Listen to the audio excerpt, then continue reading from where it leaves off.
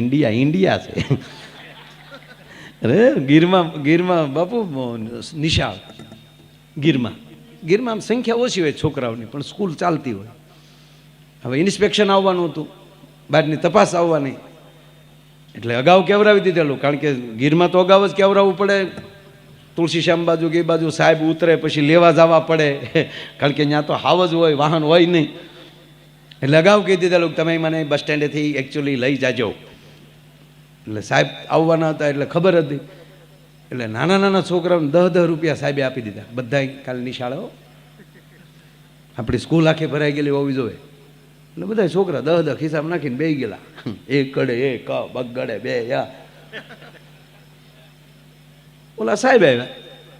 સાહેબે આવીને વળી કંઈક પૂછ્યું ક્યાં ધોરણના વિદ્યાર્થી, એટલે કાલે કહી દીધેલું. કોકને અડધાને 1 થી 4 ધોરણ જ હતા. અમુકને કીધું કે તમારે પહેલું કહેવાનું ઉંમર પ્રમાણે, બીજાને કીધેલું કે તમારે 3જું કહેવાનું, તારે 4થું કહેવાનું. એટલે એકના છોકરાને આમ થોડોક લાગ્યો ને આમ ઘરના દૂધ ખાઈ ગયેલો થોડોક. એટલે કીધું કે કેટલું ભણ? 4થું. પછી પ્રશ્નો પૂછ્યા, આવડે નથી ખબર? એટલે સાહેબ ખીજાણા એટલે ઓલાય ભાઈ હવે આપણે ગીરના છોકરા કે ખીજાવાને અમને તો 10 આપ્યા ને બેઠા. ખોટું પેટમાં પાપ નહીં ભાઈ. એટલે ખોટી અમને કઈ તમારે પૂછવાનું નહીં. જોતું હોય તો ઘીની બરણી ભરી આવી, બાકી આ ધંધો નહીં.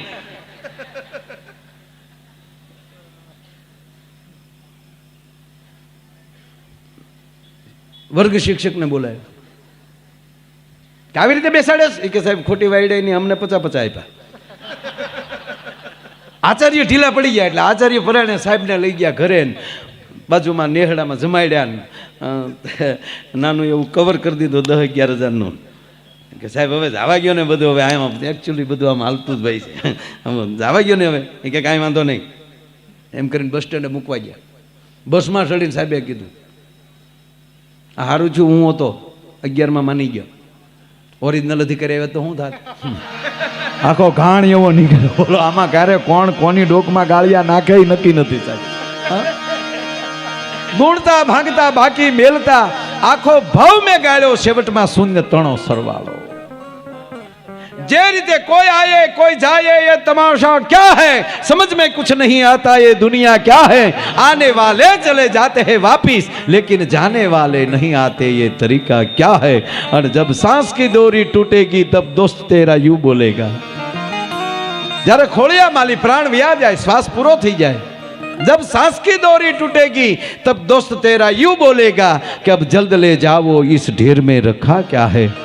एक भाई ना पत्नी गुजरी गया, બધા નીકળ્યા રામ બોલો ભાઈ રામ, રામ બોલો ભાઈ રામ કરતા કરતા શમશાન યાત્રા નીકળી પાયો. ગામનો ચોક, ચોકમાં લીમડો, લીમડાની ડાળ નીચી, એ ડાળ બેનના માથા ઉપર લાગી. ખરેખર ગુજરી ગયેલા નહીં, આત્મા અધીર સડી ગયેલો.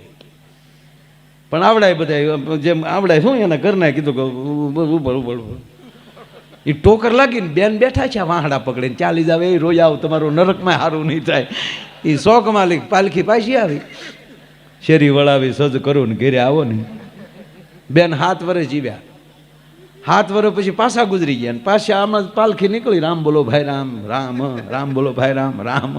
એ એમ કરતા કરતા જ્યાં ચોકમાં પગ્યા ને ત્યાં એનો પતિ વાહડો લઈને ઉભો દોડ્યો, વાહડે કરીને ડાળ ઉછી રાખીને પછી કીધું કે હવે ધીરે ધીરે કાઢો. નકર આ પાછી ડાળ ફટકાય તો 7 વર્ષના પાછા આવશે. હવે આને પ્રેમ કહેવાય, આને લાગણી કહેવાય. પણ કોરોના આવ્યો ને ત્યાં લીલા ક્યાં હતા ગઈ મારો રામ જાણે, એકલી લહેર. લીલા માણા માતરની બહેનો. અને પહેલું લોકડાઉન તો બાપુ હાવ હજડો. પહેલું લોકડાઉન આવ્યું હજી આપણે ગામડાવાળાને બહુ તકલીફ નથી પડી, કારણ કે આપણે વાડીઓ હતી, મોટા ફળિયા હતા. મૂળ શહેરમાં નહીં જવાનું એ જ ને, આપણે ગામમાં જ કંઈ બહુ. પણ મને એ થાય કે જે 10માં માળે રહેતા હોય, 10x10ની ઓરડી, નાનો એવો ફ્લેટ, રસોડા પલંગ હેઠે પીડ્યા હોય, એમાં હું તો હુતી ને 3 બસડા, એ એક માળામાં રહ્યું કેમ છે લોકડાઉનમાં? આમ જ બેઠા છે ને. બહાર નીકળે તો મોર બોલે. અરે અમુક બાઈઓએ હું બાપુ ગગલાવ્યા હો અમુકને, બહુ વાયડા કરતા હતા, જાવ ને ગામમાં આટો મારી આવો ને, જો ગાંડી તારે તાન નહીં ચડાવવાનું, ના ના ના ના ના જાવ ને,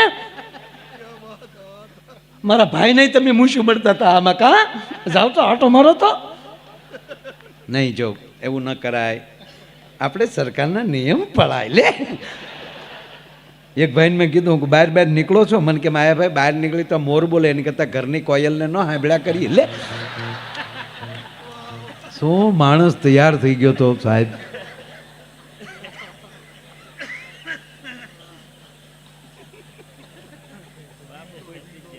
અને બાપુ પછી ધીરે ધીરે લોકડાઉન ખુલ્યું ને, એટલે ખુલ્યું એટલે દૂધ લેવા માટે, બકાલું લેવા માટે એટલી છૂટી આપી કે તમારે દૂધ અથવા ઘરની વસ્તુ કોઈ લેવા, જરૂરિયાત વસ્તુ લેવા જવાનું, એટલી છૂટી મળે. પછી આપણા યારુડા રહે ઘીરે, હે હોન્ડા લઈ નીકળી ગયા ઘૂમ ઘૂમ ઘૂમ, અને બકાલાની થેલી બાપુ હેન્ડલમાં જ રાખે. પોલીસ ઉપર, હે ક્યાં જા, બકાલ લેવા ગયા, ભીંડો જ કાઢે સીધો. એક જગ્યાએ પોલીસ ઉપર, હે ક્યાં જાવ, ઉભી રાખ, કે સાહેબ બકાલ લેવા ગયો, એમને ભીંડો દેખાડ્યો ને તો પીએસઆઈ સાહેબ ને દાંત આવે કે જા જા જા જા જાઓ નીકળ. હલો કે હું નીકળ સાહેબ, બકાલ લેવા ગયો તો સાહેબ કે ભીંડો જ બદલાય, તારો બાપ તવાઈ ગયો, આ 15 દી થાય એનો હાલે. આળહું ખેડૂનું હેવાડાનું ખેતર હોય, કપા બરોબર એમ બોલો, કપા હું ઘઉં બરોબર પાક ઉપર હોય, અને છેલ્લા 2 પાન ન પવાણા હોય ને ઘઉંની ડુંડિયું જેમ વાક્યું વળી જાય એમ ભીંડો વાકો વળી ગયો. સાહેબ કે લઈ જા. ખરેખર સાહેબ હું બાપુ એક તો પોલીસને ધન્યવાદ આપું, એણે જે ઊભા પગે સેવા કરી છે. ડૉક્ટરો, અમુક ડૉક્ટરો સિવાય મને તો એ ન સમજાણું, દવા નહોતી ના પૈસા એના લેતા હતા. એ તો આ પહેલી વાર એવી બીમારી આવી, ખાટલા બાટલા દવા બધું ગરધણીને ગોતવાનું. जब सांस की डोरी टूटेगी तब दोस्त तेरा यूं बोलेगा, कब जल्द ले जाओ इस ढेर में रखा क्या है. પણ બધું જો ઈશ્વર ઉપર છોડી દે. કવિ કાગ બાપુ કહે છે કે તુરી તુરી ડાબલીમાં ગોળના ગાડાને સંતાડતો ચોર વાળ્યો. બાપુ ઝાડવાને ખબર પડે કે મારે શું લેવું જોઈએ. બહુ વસુંધરા છે. જેમ 9 પ્રકારના રસ વાણીમાંથી નીકળે છે, એમ ભૂમિમાંથી અનેક પ્રકારના રસ નીકળે છે. બાજુમાં આંબો હોય તો આંબાના મૂળિયાને ખબર પડે કે આંબાલી માલે આંબ રસ લઈ અને મારી ટગલી ડાળે બેઠેલી કેરી છે, ત્યાં મારે પોગાડવો જોઈએ. પડખે નાળિયેરી હોય તો એના મૂળિયાને ખબર પડે કે મારે અહીંયા જળ પોગાડવાનું છે, અને પડખે આંબલી હોય તો એને ખબર પડે કે આંબાલી મારે ખાટો રસ લઈને અહીંયા મોકલવો છે. અને કહેવાય ગયો એમાં કડવા કોઠીબા હોય તો એના મૂળિયાને ખબર પડે કે આ ધરતીમાં કડવાટ છે, અને કાઢીને મારે એમ કહેવાય કોઠીબા સુધી પોગાડવી પડે. તુરી તુરી ડાબલીમાં ગોળના ગાડાને સંતાડતો ચોર વાળ્યો. પણ આવું ગળપણ એ તું ક્યાંથી લાવ્યો, તેદી આંબે ઉતર નાવ વાળ્યો. સેવટમાં શૂન્ય તણો સરવાળો, સેવટમાં શૂન્ય તણો સરવાળો.